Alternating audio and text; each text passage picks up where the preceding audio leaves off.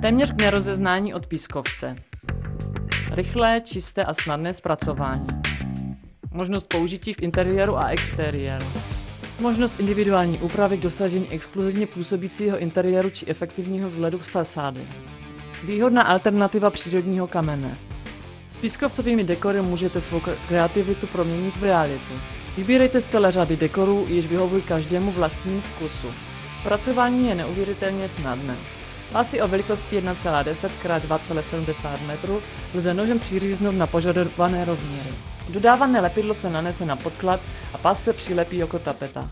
Pískovcové dekory se dají aplikovat na omítku, dřevo, sádrokarton, sklo, kov, mnoho typů plastu. Podklad musí být suchý a zbavený prachu a rozpouštědel. Silně sávý nebo drolivý podklad je vhodné upravit hlubokým základním nátěrem LF, velmi snadné plochy pak základním a hlazením nátěrem LF. Pásy se lepí na sraz. Následně se provádí zapečetění výrobkem Xton, jež je součástí dodávky. Pečetící prostředek se nanáší valečkem nebo nástřikem vždy od spodu nahoru. Zajišťuje zpevnění povrchu a zamezuje odtírání písku. Viditelné srazy a případné kázy lze pohodlně odstranit pískem obroušený k podřezu.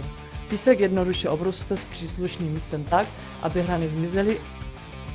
Pískovcové dekory lze ohýbat. Zahřátým materiálem můžete opařit rohy, zaoblení i stěny nejrůznějších tvarů a dodat jim tak vnější vhled, jež je téměř k nerozeznání od přírodního pískovce.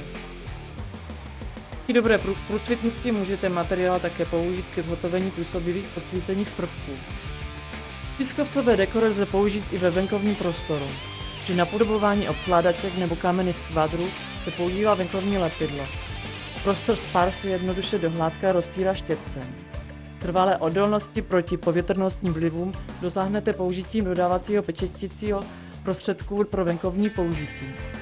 Pískovcové dekory dodáváme v balení o velikosti 3,6 nebo 9 kvadratových metrů, včetně lepidla do pečetícího prostředku pro vnitřní a venkovní použití. Zeptejte se svého poradce.